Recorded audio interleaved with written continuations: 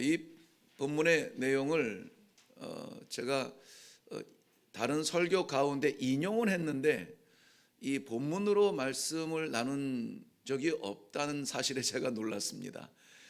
그래서 원래 지난주에 성령으로 행하라라는 말씀이 원래 오늘 이 성령 강림 주일에 나눌 말씀이었는데 이 말씀을 오늘 나누고 그 전조로 지난주에 성령에 대하여서 우리 긴박감과 중요성을 함께 나누고 가정과 교회의 회복, 성령으로 행하는 순종의 길에 있습니다. 말씀을 나누었습니다. 오늘 이 사도행전 2장 1절부터 시작되는 이 성령의 강림 그리고 성령의 충만으로 인한 우리 기독교의 교회의 역사의 시작은 참으로 중요한 내용입니다. 오늘 그 내용을 우리 함께 살펴보고 우리 집사님 기도하신 대로 우리 일회교회와 우리 예배드리는 모든 성도들의 삶 가운데 오늘 이 오순절 성령의 역사가 그 시대에 한번 지나갔던 일이 아니라 오늘도 변함없이 역사하여 주시는 하나님의 은혜입니다 하는 그러한 간절한 믿음과 기도가 이루어지는 시간이 되기를 바랍니다. 오순절이라고 하는 것은 우리는 이 성경 공부나 말씀을 통해서 배우는 절기지만 이스라엘 백성들에게는 참으로 중요한 절기가 이 오순절 절기입니다. 첫 6월절 지낸 이후로 49일이 지난 다음 날 50일째 되는 날 오순이라는 말이 5오자 10순자를 쓰잖아요. 그래서 50일째 되는 날 드리는 것이 이 오순절인 그러한 절기입니다. 하나님께서 명령하신 절기이고 이스라엘 백성들은 반드시 지켜야 되는 그러한 절기이죠. 그런데 오늘 사도행전 2장의 오순절은 새로운 그러한 신앙의 역사를 기록을 하고 있는데요. 다름이 아니라 마가의 다락방에서 기도하고 있던 그 120명의 그 성도들 위에 임재하신 하나님의 그 성령의 충만하심이 오늘 이 마가의 다락방에 무명으로 있던 120명의 성도들을 교회의 시작이 되게 하시고 복음의 시작이 되게 하시고 그들을 통하여서 선교를 통한 생명 복음 확장의 선교의 시작이 되는 놀라운 축복의 날이 바로 이 오순절이라고 하는 날입니다. 그러므로 오늘 저희들이 만나는 이 오순절은 먼저는 구약에서의 오순절을 살펴볼 것이고 그 다음에 오늘 우리 사도행전 2장의 오순절의 의미를 살펴볼 것이고 기도하기는 우리 각 성도와 우리 일회교회의 오순절을 바라보는 소망하는 그러한 기도의 시간을 함께 가지려고 합니다. 유대인들에게 이 오순절은 그냥 우리나라 명절처럼 그렇게 지키는 것이 아니라 죽고 사는 생명의 법을 받은 날이 이 오순절이에요.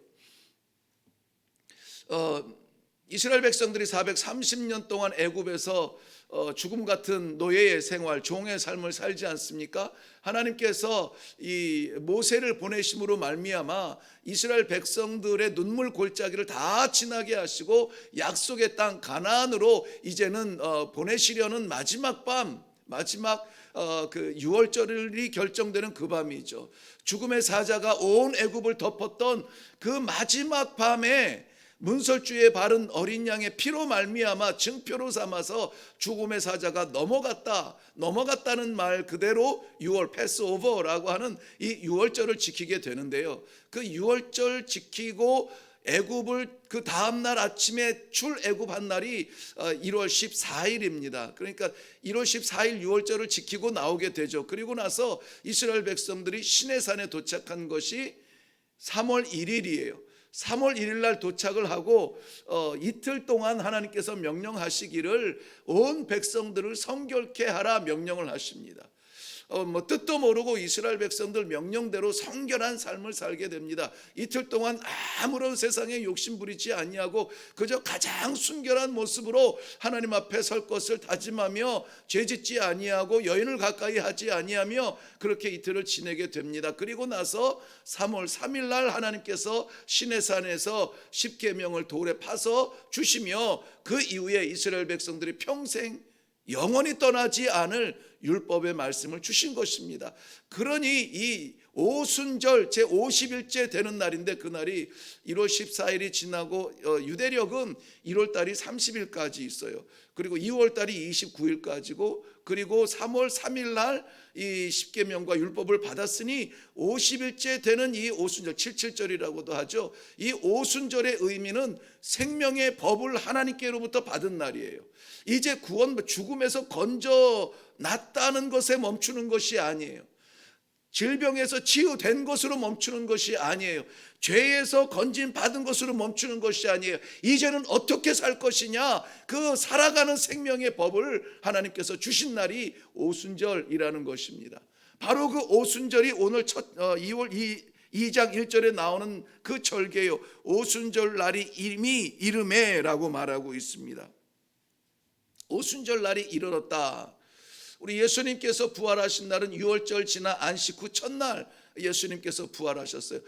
6월절 지나고 안식일 다음 날이 무슨 절기냐면 초실절이에요. 초실절은 뭐냐면은 이스라엘 백성들의 가장 소중한 그 곡물인 보리와 밀을 추수하기 시작을 합니다. 그래서 이렇게 우리 예배당을 바치라고 본다면은 첫 곡식을 잘라서 하나님 앞에 드리면서 감사의 제사를 드려요. 그게 초실절이에요. 그 첫 열매가 된 그 날이, 안식 후 첫날이 언제냐면 바로 예수님께서 죽음 가운데서 부활하신 날이에요. 그래서 성경은 예수님의 부활의 첫 열매라고 합니다. 그 이후에 초실절을 지낸 이후에 49일 동안 이스라엘 백성들은 열심히 이 밀과 보리를 다 추수하게 됩니다. 마지막 추수를 49일 동안 보내고 나서 그 다음날 50일째 되는 날 모든 추수를 다 마친 다음에 이제 이 거둔 곡식 가지고 뭐 합니까? 먹고 살아야죠. 하나님께서 저희들에게 허락하신 이 생명들을 감사합니다 하면서 감사의 축제로 보내는 날이 오순절이에요. 오순절의 의미는 그래서 뭡니까? 다 거두는 날, 추수가 완료가 되는 날, 초실절 부활을 통하여서 부활의 첫 열매가 되시는 예수 그리스도가 증표로 하나님 앞에 나아갔다면은 나머지 49일 동안에 그 예수의 길을 따르는 모든 성도들을 하나님께서 다 받으시고 다 거두시고 마지막 축제로 하나님 앞에 같이 영광 올리는 날이 오순절이에요. 그 오순절에 오늘 하나님께서 이 성령의 법을 우리에게 허락하여 주시는 것입니다. 이 성령의 법을 로마서 8장 2절 말씀에는 생명의 성령의 법이라 이렇게 말했습니다. 기억하세요? 우리 지난주에 한번 언급을 했습니다마는 이 생명의 성령의 법을 성도들에게 부어주시는 그러한 날이에요. 이것은 돌판에 새기는 율법이 아니에요. 우리 안에 내주하여 주시는 성령의 법으로 하나님께서 부어주시는 것입니다. 그러니 눈 감고 돌판이 보이지 않을 때는 온갖 사심이 잠길 수 있지만은 아무리 눈 감아도 떠나지 아니하는 내주하여 주시는 성령의 법을 따르는 성도들로 살아라 하는 하나님의 엄위하신 그러한 말씀의 날이 이 오순절인데, 바로 이 오순절에 성령이 불의 혀같이 임하여 성도들을 새롭게 태어나게 하셨다는 것입니다. 그러므로 성도들은 이 여기서 말씀은 하나님의 말씀이에요. 십계명과 율법을 포함한 총체적인 하나님의 말씀과 성령, 그것이 돌에 파여진 말씀이 아니라 내주하여 주시는 이 성령, 즉 말씀과 성령이 없으면 살 수가 없는 것입니다. 성도의 모습은 가질 수 있지만 살 수는 없어요. 하나님의 기대는 이제로부터의 삶을 기대하는 거예요. 오순절 이후에 성령의 충만함을 받은 성도의 삶이 어떻게 살 것인가에 대해서 하나님은 관심이 있으세요. 애굽에서의 삶에 관심이 있는 것이 아니에요. 거기서 나왔는데 그걸 건지기 위하여서 어린 양 피를 죽여서 대신 우리 죄값을 다 하고 우리에게는 가나안이라고 하는 하나님의 나라를 바라보게 하시고 그 길로 살아가게 하시는 거예요. 그 길을 어떻게 살 것이냐가 율법이잖아요. 우리는 예수 그리스도의 십자가의 보혈로 말미암아 구원을 받았습니다. 죄를 해결받았습니다. 죽음에서 구원받았습니다. 이제는 그 뒤돌아보는 삶이 아니라, 그래서 그래서 이제는 하나님의 나라를 바라보면서 하나님의 그 하나님 나라의 상속권을 바라보면서 그것을 향하여 직진하는 이 삶을 어떻게 살 거냐, 어떻게 살 거냐. 그 살아갈 수 있는 생명의 법을 성령의 임재로 우리 안에 새겨주셨다는 것입니다. 성령의 역사는 그렇기 때문에 우리가 흔히 생각하는 성령의 역사, 성령의 충만하면은 막 춤을 추면서 거품을 몰고 쓰러지면서 막 희한한 기이한 현상들이 나타나는 것이 성령의 역사가 아니라 성도들이 하나님의 말씀대로 살아갈 수 있도록 결단하며 순종하며 나아가는 그 삶의 모습이 바로 성령의 역사인 것입니다. 한번 저 따라서 해볼까요? 나 같은 것이 하나님의 자녀 되었습니다. 나 같은 것이 하나님의 자녀로 살아갑니다. 지난 한 주간의 삶을 기억해 보세요. 하나님의 자녀로 살아왔는가? 우리의 삶을 살아왔는가? 오늘 이렇게 저는 이 말씀을 통하여서 하나님께서 주시는 이 은혜가 너무나 감사해요. 많은 사람들이 저는 이 설교를 모르겠습니다만은 말씀 그대로 묵상하면서 하나님께서 우리에게 주시는 말씀을 증거하다 보니까는 자꾸 이렇게 누가 그러는데 혼내는 것 같다고 그러는데요. 이건 혼내는 게 아니잖아요. 혼내는 게 아니에요. 얼마나 소망의 말씀입니까? 나를 포기하지 아니하시는 하나님 말씀이에요. 나를 포기했으면 말씀 주시겠습니까? 오늘 이 자리에 놀러 가지, 오늘 이 자리에 산으로 들러가지, 여기 와 있겠습니까? 그러니 이런 말씀을 받는 것은 나를 때리는 말씀이 아니라 내게 주시는 하나님의 기회라고 생각하고 이 말씀을 받으시기를 바랍니다. 오늘 다 이 성령의 충만을 받아서 새로운 생명의 법 그 길로 살아가서 반드시 그날 그 아침 그 나라에 하나님 앞에서 만날 수 있는 성도들의 영광스러운 삶이 되시기를 주님의 이름으로 축원합니다.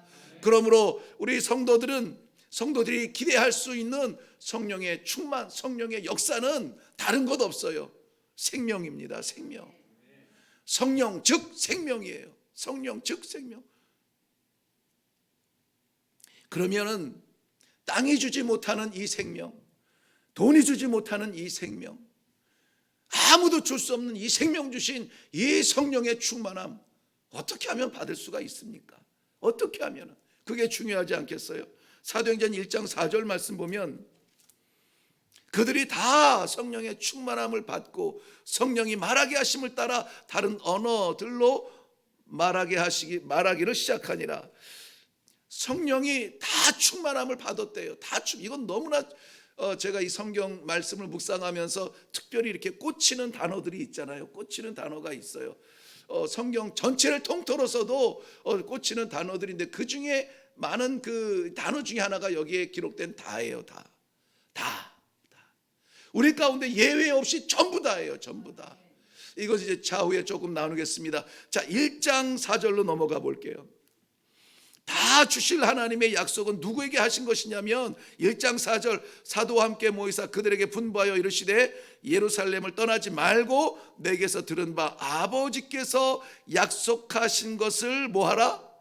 기다리라 그랬습니다. 아버지께서 약속하신 것을 기다려라. 저는 이것을 묵상하면서 이렇게 읽어봤어요. 아버지께서 약속하신 것이라면 기다려야죠. 이렇게 한번 묵상해 봤어요. 세상 사람들이 약속하는 것도 내게 필요한 것이면은 이제나 저제나 목 빼고 기다리지 않습니까? 하나님께서 약속하신 것이라면 기다려야죠. 인내하며 기다려야죠. 이 성령의 역사는 그런 사람들이 받았어요. 믿고 기다리라. 네, 알겠습니다. 순종했던 사람들이 받았습니다. 믿음의 사람, 순종의 사람들에게 임하셨던 성령의 충만함이 오늘도 그 약속을 믿고 기다리며 기도하는 우리 모든 성도들에게 임하시기를 바랍니다. 여전히 제자들에게 예수님 승천 이후에 예루살렘은 두려운 땅이었습니다. 어수선합니다. 이제 이 순간이 이제 한 40일 정도가 지났는데요. 40일이 지났어도 여전히 예수님의 시체는 어떻게 됐느냐, 왈가왈부하면서 제자들은 어디 있느냐 찾아다니면서 어떤 사람은 그래서 고향으로 떠나기도 하고 흩어져 있는 그런 상황에서 예루살렘 편안한 땅이 아니었습니다. 그런데 그 위험을 불구하고 고린도전서 15장 6절 말씀에 보면은 예수님께서 승천하셨을 때에 단번에 보이신 분이 약 500명, 500 형제라고 말하고 있는데요. 500명의 성도들이 이 광경을 다 바라보았습니다. 그리고 오늘 마가의 다락방에서 기도했던 사람들은 120여 명밖에 남질 않았어요. 120여 명이. 500명이 예수님의 승천을 바라보면서 하나님이 약속하신 것을 기다리라 명령을 받았는데 그 명령대로 믿고 기다리고 기도하며 기다리지 않았다는 거예요. 마지막 순간까지 기도하며 기다렸던 이 120명의 성도들이 사도행전 1장 14절 말씀에는 그들이 모여서 뭐 했냐면은 마지막 부분에 보면은 더불어 마음을 같이하여 오로지 기도에 힘쓰더라 그랬습니다. 저들이 모여서 한 것 다른 것 없습니다. 뭐 지금 형편은 어떻대, 나라는 어떻대, 제사장들은 어디에 있대, 우리를 찾는데 안 찾는데, 뭐 국가나 이 형편에 그들의 이야기를 나누지 않았어요. 오로지 기도에 힘쓰니라. 원래 이 번역 성경 전에는 전혀 기도에 힘쓰니라 이렇게 되어 있어요. 그 말이 좀 더 이렇게 좀 와닿는데 이 오로지 기도에 힘쓰더라로 이렇게 번역을 했어요. 다르지 않습니다. 똑같은 말이에요. 그런데 전혀 기도에 힘썼다. 오직 기도에만 집중했다는 말이에요. 그들이 세상의 기류와 바깥 상황에 기웃대지 아니하는 그들이 하나님의 약속을 바라보면서, 약속을 기다리면서, 약속을 기대하면서 기도하는 성도들이 오늘 이 성령의 충만함을 받았다는 것입니다. 하나님의 약속은 반드시 이루어집니다. 그래서 이 사도들도 이 성령의 충만한 역사를 받고 나서 간증합니다. 요엘서 2장 28절을 말씀을 하면서 내가 내 영을 만민에게 부어주리니 자녀들은 장래일을 말하며 늙은이는 꿈을 꿀 것이고 젊은이들은 이상을 볼 것이며 내가 내 남종이나 내 여종에게 부어주리라 약속하셨던 그것이 오늘 이루어졌다라고 증거하며 간증하는 그러한 현장이 되는 것입니다. 사랑하는 성도 여러분, 보이는 현상이 아니라 하나님의 약속이라면 기다리십시오. 약속이라면 장래일이 됐던 미래이 됐던 보이지 않는 일이 됐던 어려운 일이 됐던 믿고 기다리며 기대하며 기도하는 그러한 성도들에게 하나님께서 반드시 이루어 주시는 줄로 믿습니다. 기도하던 120명의 성도 가운데 누가 이 성령의 충만한 역사 그 약속을 받았는가?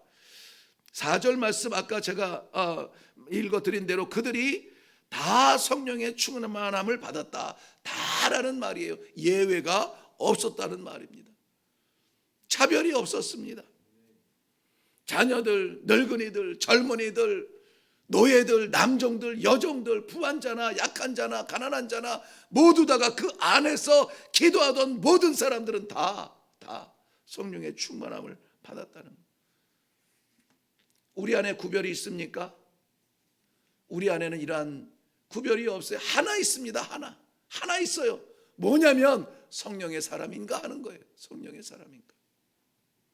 차별 없이 부어주시는 성령의 충만한 은혜를 다 받으시는 우리 모든 성도님들이 되시기를 주님의 이름으로 축원합니다.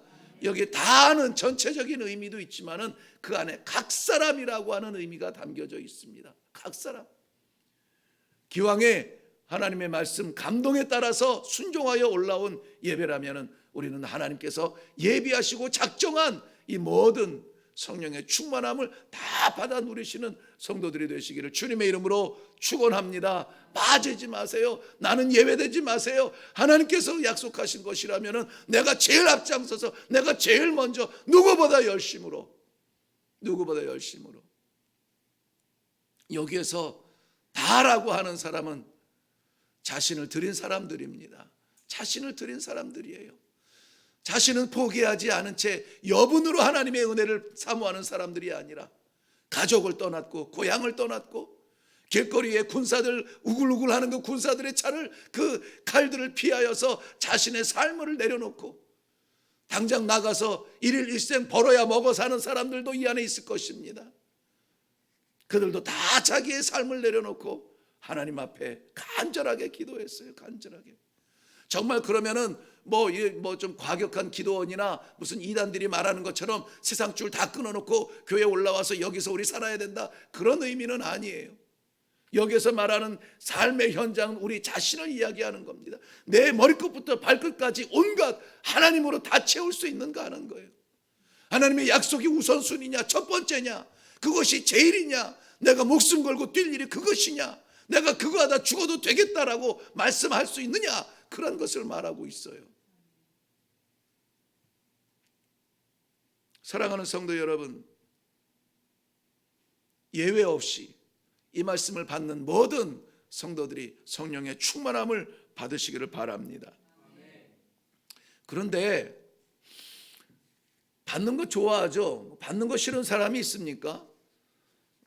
받는 거 좋은데 중요한 게 뭡니까? 그 받은 사람이 어떻게 살아가느냐, 성령을 받았는데 결과가 뭐냐 이거죠. 성령을 받았는데 결과가 뭐냐? 성령을 받은 기억도 없습니까? 성령이 아니면은, 그리스도가 아니면은 우리가 하나님을 아버지라고 부를 수 없다 그랬습니다. 그리스도를 우리가 예수 그리스도 우리의 구주라고 부를 수 있는 것은 성령의 감동이 아니면은 될 수가 없다 그랬습니다. 성경이 믿어지십니까? 성경이 믿어지지 않는데 어떻게 성경을 펼칩니까? 왜 이 자리에 앉아 있습니까? 이 말씀대로 되기를 원합니다. 성경대로 되기를 원합니다. 그 믿음이잖아요. 이 성경은 하나님의 감동으로 된 것으로라고 기록되어져 있습니다. 하나님의 감동은 하나님의 성령이에요. 하나님의 생명이에요. 하나님께서 성령을 부어주셔서 우리에게 이 말씀을 아멘 할 수 있도록 하는 거예요. 그거 아니면은 이것보다 재밌는 책이 얼마나 많아요. 우리는 성령께서 우리에게 이 하나님의 말씀을 말씀으로 믿게 하시고, 하나님을 아버지라고 부를 수 있게 하시고, 예수 그리스도를 구주라고 따르게 하시고, 성도로 허락하신 성도의 이름대로 살아가게 하시는 그러한 그 길에 서 있는 하나님의 백성들인 줄로 믿습니다. 그러면은 성령을 받았으면은 없다, 받은 적 없다 외면할 것이 아니라 어떻게 살 것이냐를 고민하는 것이 더 지혜로운 것입니다.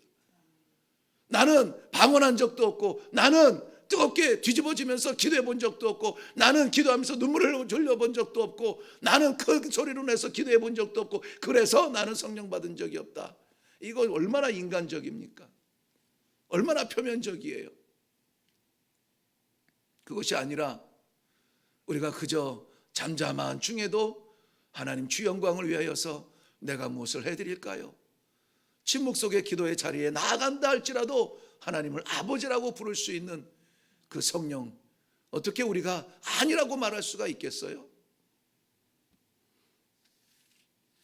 오늘 본문에서는 그 성령을 받은 사람들의 다음 삶이 어떻게 살아가느냐, 가장 첫 번째 나타나는 현상이 성령이 말하게 하심을 따라 말했다고 그랬어요. 성령이 말하게 하심을 따라 말했다. 내 지식대로 말하지 않고, 내 판단대로 말하지 않고, 내가 편한 대로 말하지 않고 성령이 말하게 하심을 따라서 말을 했다라고 말했습니다. 성령에 충만한 사람들의 첫 번째 나타나는 모습은 말의 변화예요. 말의 변화, 언어의 변화입니다. 예수 믿기 전에 언어의 삶과 예수 믿고 난 다음에 언어의 삶이 똑같다면 우리는 기도해야 돼요. 왜냐하면 예수 믿기 전의 삶은 인생을 살아가는 삶에 그 인생을 목표로 하던 사람이 쓰던 그 말과 하나님을 목표로 하는 사람들이 쓰는 말이 어떻게 같을 수가 있습니까? 말이 바뀌어야 돼요. 어떻게 바뀌어요? 성령이 말하게 하시는 것을 말해야 됩니다. 창세기 11장에 보면은 바벨탑 이야기가 나와요. 사람들이 하나님과 같이 높아지려고 자기가 한번 이름을 내보려고, 그것을 우리는 교만이라고 표현합니다. 교만의 탑을 쌓아갈 때에 하나님께서 참다 도저히 참지 못하고 이들을 흩으셨는데 어떻게 흩었습니까? 서로 말을 하는데 알아듣지를 못해요. 자기는 같은 민족끼리 그 탑을 쌓아가서 아마 처음에는 일 열심히 잘했겠죠. 그런데 어느 순간 하나님께서 서로 알아듣지 못하게 하니까는 아무리 말을 해도 알아듣지 못해요. 교만의 결과가 무엇입니까?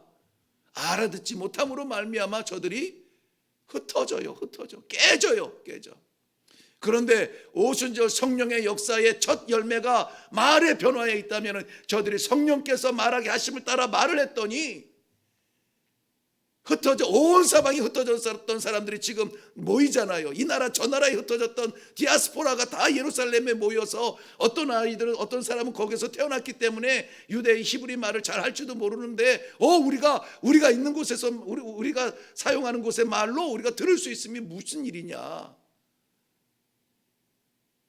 저들이 다 하나가 돼요. 하나가 돼요. 성령 안에서 하나가 돼요. 성령 안에서 한 꿈을 갖게 돼요. 그것이 뭐냐? 그것이 교회예요. 그러므로 교회는 하나가 되는 거예요. 하나가 돼요. 말씀으로 하나가 되고 성령으로 하나가 되고 성령께서 기뻐하시는 그 열매를 이루기 위하여 하나가 되는 겁니다.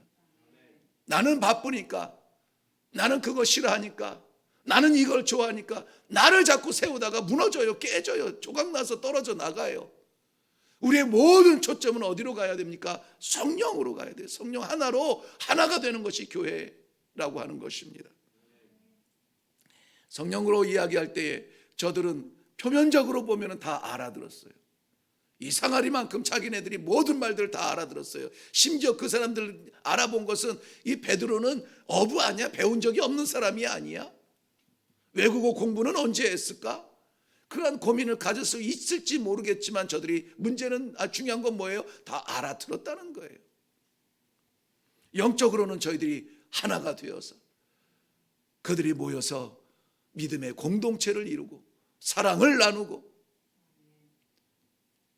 하나님의 나라를 이 땅의 그림자처럼 세워져 나가는 저들이 되었다는 사실입니다. 사랑하는 성도 여러분, 우리 신앙 안에서 하나입니다. 일회교회에 감사한 것들이 참 많지만은 무엇보다 감사한 것이 이 새벽 예배를 드릴 때마다 참 감사해요. 처음에는 그게 굉장히 섭섭했거든요. 지금도 섭섭할 때가 없지 않아 있습니다. 보여야 될 분이 안 보이면은 좀 섭섭해요. 그래도 이 앞자리에 우리 성도들이 몇 명 이렇게 포진하고 있으면은 기쁜 마음으로 위로를 받으면서 이 새벽 예배를 인도할 수가 있는데 안 보일 때는 그냥 전부 우리 지역의 교회가 멀리 사신 분들이 이제 기도하기 위해서 올라오잖아요. 정말 많은 이 다양한 성도들이 올라오거든요. 모르는 분들도 계시고 그렇게 올라와요. 그래서 그것이 처음에는 어색하고 좀 섭섭하고 했는데 어느 순간부터 그게 얼마나 감사한지 몰라요. 너무 감사해요. 이분은 저 교회를 섬기고 이분은 그 교회를 섬기는데 이 새벽 예배, 새벽 제단에 모여서 함께 한 마음으로 기도하는 이 시간 우리 하나님이 얼마나 기뻐하실까? 이게 교회 아닐까? 이게 교회 아닐까? 감사합니다. 감사합니다. 그래서 새벽 예배에, 새벽 기도에 그 기도의 불씨를 일으키려고 무지 애를 쓰고 있습니다. 무지 애를 쓰고 있어요. 기도하며 하나님께서 부어달라고 기도의 영을 부어달라고. 사랑하는 성도 여러분, 우리가 어느 교회 다니며 세상에서 어떠한 삶을 살든지 간에 우리는 성령 안에서 다 하나입니다. 공동체고 예수님의 지체이고 한 몸이에요. 오늘 그래서 우리는 이 오후 2부 예배 마친 후에 그 목장 예배로 모이게 되는데 오늘 좀 새로운 눈으로 바라보면 좋겠어요. 더 사랑스러운 눈으로, 더 감격스러운 눈으로 우리가 성령이 아니면 어떻게 이렇게 마주대할 수 있을까? 우리가 성령이 아니면 어떻게 이렇게 감격스럽게 찬송하며 말씀을 나눌 수가 있을까? 그러한 독특한 사랑으로 오늘을 우리 이 목장주일을 지내면 좋겠습니다. 마지막으로 이 성령의 충만함을 받은 사람들의 변화, 삶의 변화가 있습니다. 무엇이냐면 기쁨이 충만해집니다. 기쁨이 충만해져요. 오늘 2장 26절 한번 가볼게요. 26절부터 28절까지를 제가 읽어드리겠습니다. 그러므로 내 마음이 기뻐하였고 내 혀도 즐거워하였으며 육체도 희망에 거하리니 이는 내 영혼을 음부에 버리지 아니하시며 주의 거룩한 자로 썩음을 당하지 않게 하실 것이미로다. 주께서 생명의 길로, 여기서 생명의 길은 성령의 길입니다. 성령의 법입니다. 생명의 길로 내게 보이셨으니 주 앞에서 내게 기쁨이 충만하게 하시리로다. 할렐루야. 우리 성도의 삶이 성령의 충만함을 받으면 기쁨이 넘치는 것입니다. 세상에서 조금 잃어도 괜찮아요. 세상에서 조금 아파도 괜찮아요. 좀 빼앗겨도 괜찮아요. 성령 내 안에 계시면 바보같이 그냥 바보같이 기뻐요. 바보같이 기뻐요. 그러니 오죽하면 장례식 가서도 우리는 감사 예배를 드려요. 환송 감사 예배를 드려요. 아쉬워서 육신적으로는 헤어짐이 아쉬워서 눈물을 흘리지만 하나님께서 허락하신 그 인정의 마음도 우리는 인정을 해줘야 됩니다. 받아줘야 돼요. 그렇지만 그 마지막 그 끝은 무엇이냐? 하나님의 나라에 우리 하나님께서 부르셨다라고 하는 이 감격 속에서 드려지는 환송 예배를 우리는 드리지 않습니까? 살아가는 성도 여러분, 오늘 성령의 충만함을 확신하시고 내려가시며 기쁨으로 우리의 삶이 변할 수 있기를 바랍니다. 어려운 일이 있어도 찬송으로 나아가면서 기쁨이 회복되어지기를 바라요. 안타까워도 그 안타까운 현상이 아니라 하나님의 약속을 기다리며 사모하며 기도하며 응답받을 수 있는 놀라운 성령의 사람들이 되시기를 주님의 이름으로 축원합니다. 오순절 성령의 역사, 오늘 우리가 새롭게 써내려갈 우리의 역사가 되는 복된 날이 되시기를 바랍니다. 기도하겠습니다.